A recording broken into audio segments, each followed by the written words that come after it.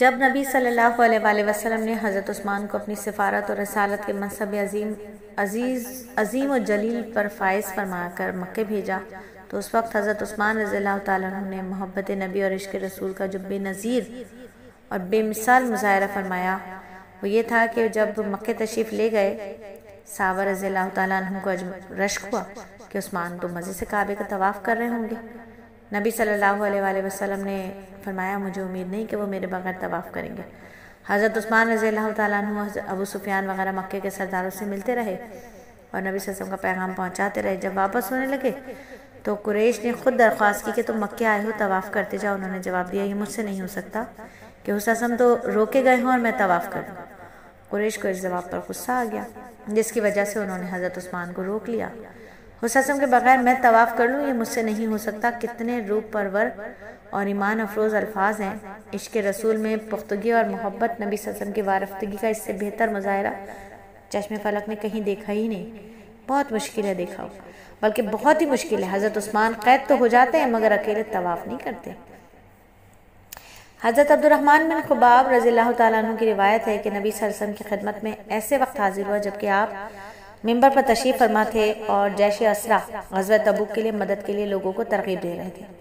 تو حضرت عثمان رضی اللہ تعالیٰ عنہ کھڑے ہوئے اور کہا یا رسول اللہ صلی اللہ علیہ وآلہ وسلم میرے ذمہ میں 100 اونٹ ماں نمدو اور کجاووں کے یعنی میں 100 اونٹ پیش کروں گا ماں پورے ساز و سامان کے فی سبیل اللہ۔ حدیث کے راوی عبد الرحمن بن خباب رضی اللہ تعالیٰ عنہ بیان کرتے ہیں کہ اس کے بعد نبی صلی اللہ علیہ وسلم نے لشکر کی مدد کے لیے لوگوں کو ترغیب دی تو پھر عثمان رضی اللہ تعالیٰ عنہ کھڑے اور کہا نبی صلی اللہ علیہ وآلہ وسلم میرے ذمہ مزید 100 اونٹ ماں نمدو اور کجاووں کے فی سبیل اللہ۔ اس کے بعد نبی صلی اللہ علیہ وآلہ وسلم نے لشکر کی امداد کے لیے اپیل فرمائی اور ترغیب دی۔ پھر تیسری مرتبہ عثمان رضی اللہ تعالیٰ عنہ کھڑے ہوئے اور کہا کہ نبی صلی اللہ علیہ وآلہ وسلم میرے ذمہ ہے مزید 300 اونٹ ماں نمدو اور کجاووں کے فی سبیل اللہ۔ عبد الرحمن بن خباب کہتے ہیں کہ میں نے دیکھا نبی صلی اللہ علیہ وآلہ وسلم سے منبر سے اتر رہے تھے اور فرماتے تھے یعنی عثمان اپنے اس عمل میں اور اس مال قربانی کے بدلے جو بھی کرے اس نے ان کو کوئی نقصان نہیں پہنچے گا۔ یہ بات آپ نے مقرر ارشاد فرمائی۔ حضرت عبد الرحمن بن سمرہ رضی اللہ تعالیٰ عنہ سے روایت ہے کہ نبی صلی اللہ علیہ وآلہ وسلم جس وقت جیش اسرا یعنی غزوہ تبوک کے لیے ضروریات کا انتظام اور سامان کر رہے تھے حضرت عثمان اپنی آستین میں 1000 دینار اشرفیاں لے کر آئے اور نبی صلی اللہ علیہ وسلم کی گود میں ڈال دیں۔ عبد الرحمن بن سمرہ کہتے ہیں میں نے دیکھا نبی صلی اللہ علیہ وآلہ وسلم ان اشرفیوں کو اپنی گود میں الٹ پلٹ رہے تھے اور آپ صلی اللہ علیہ وسلم نے 2 مرتبہ فرمایا آج کے دن کے بعد عثمان رضی اللہ تعالیٰ عنہ جو بھی کچھ کریں گے اس سے ان کو کوئی ضرر اور نقصان نہیں پہنچے گا۔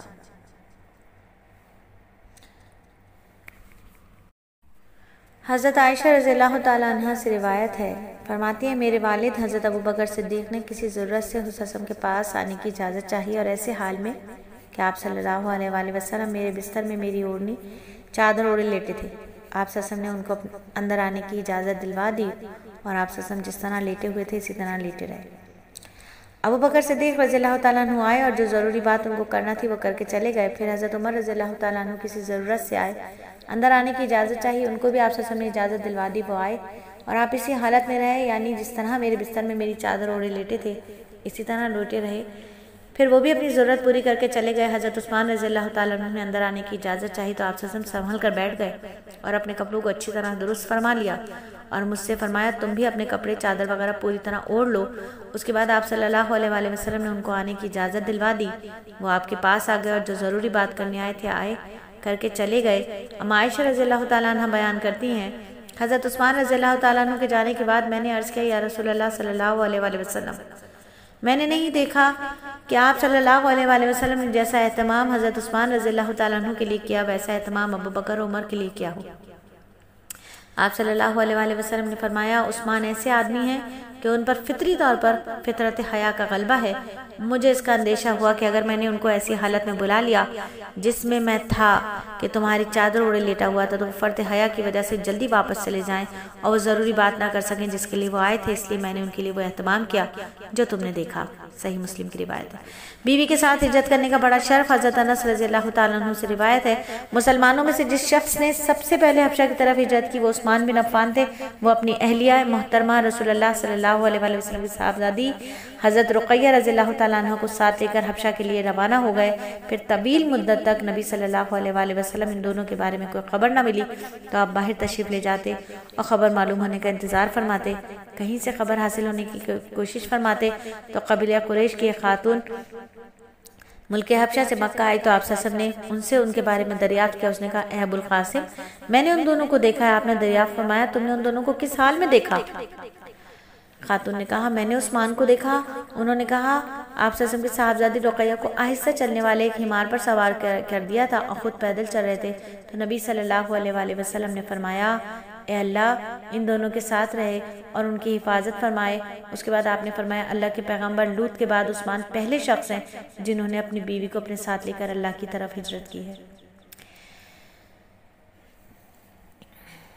ذو نورین لقب کیوں ملا؟ حضرت سعید بن مسیب رضی اللہ تعالیٰ عنہ سے روایت ہے نبی صلی اللہ علیہ وآلہ وسلم عثمان بن عفان سے ملے اور اس وقت بہت ہی غمزدہ اور سخت رنجیدہ تھے۔ نبی صلی اللہ علیہ وآلہ وسلم ان کا یہ حال دیکھ کر فرمایا عثمان تمہارا کیا حال ہے؟ انہوں نے عرض کیا اے اللہ کے رسول میرے ماں باپ آپ پر قربان ہوں، کیا کسی شخص پر بھی ایسی مصیبت آئی ہے جو مجھ پر آئی ہے؟ آپ کی صاحبزادی جو میرے ساتھ تھی یعنی رقیہ رضی اللہ تعالیٰ عنہ وہ وفات پا گئیں، اللہ ان پر رحمت فرمائے۔ اس صدمے نے میری کمر توڑ دی ہے۔ آپ کی دامادی کے رشتے کا جو شرف مجھے نصیب تھا وہ اب ہمیشہ کے لیے ختم ہو گیا، اس عظیم سعادت سے محروم ہو گیا۔ رسول اللہ صلی اللہ علیہ وآلہ وسلم نے فرمایا عثمان کیا تم ایسا ہی کہتے ہو اور تمہیں اسی کا صدمہ اور رنج ہے؟ عثمان رضی اللہ تعالیٰ عنہ نے عرض کیا یا رسول اللہ میں قسم کے ساتھ وہی عرض کرتا ہوں جو میں نے عرض کیا، میرا حال یہی اور یہی احساس ہے۔ اسی درمیان کہ آپ صلی اللہ علیہ وآلہ وسلم حضرت عثمان رضی اللہ تعالیٰ عنہ سے یہ گفتگو فرما رہے تھے، آپ نے فرمایا اے عثمان یہ جبرائیل امین ہے، یہ مجھے اللہ کا پیغام پہنچا رہا ہے، میں اپنی بیٹی مرحومہ رقیہ کی بہن ام کلثوم کا نکاح تم سے کر دوں اسی مہر پر جو رقیہ کا تھا، اسی کے مثل معاشرت پر۔ اس کے بعد رسول اللہ صلی اللہ علیہ وآلہ وسلم نے عثمان رضی اللہ تعالیٰ عنہ کے ساتھ اپنی بیٹی ام کلثوم کا نکاح کر دیا۔ حضرت عبداللہ ابن عباس سے روایت ہے نبی صلی اللہ علیہ وسلم نے ارشاد فرمایا اللہ تعالیٰ نے مجھے بذریعہ وحی حکم دیا کہ میں اپنی دوسری عزیز بیٹیوں کا نکاح عثمان سے کر دوں۔ جب نبی صلی اللہ علیہ وآلہ وسلم کی صاحبزادی کا انتقال ہو گیا جو حضرت عثمان رضی اللہ تعالیٰ عنہ کے نکاح میں تھی یعنی ام کلثوم، تو آپ نے لوگوں سے فرمایا آپ لوگ عثمان رضی اللہ تعالیٰ عنہ کا نکاح کر دیں، اگر میری کوئی تیسری بیٹی ہوتی تو میں اس کا نکاح بھی عثمان سے ہی کر دیتا، میں نے اپنی بیٹیوں کا نکاح عثمان سے وحی کے ذریعے ملے ہوئے اللہ کے حکم سے ہی کیا ہے۔ حضرت عثمان سے روایت ہے کہ جب نبی صلی اللہ علیہ وآلہ وسلم کی دوسری صاحبزادی ام کلثوم کا انتقال ہو گیا تو آپ صلی اللہ علیہ وسلم نے مجھ سے فرمایا عثمان اگر میری 10 بیٹیاں ہوتی تو ان میں سے ایک ایک کر کے سب کا نکاح تم سے کر دیتا کیونکہ میں تم سے بہت راضی اور خوش ہوں۔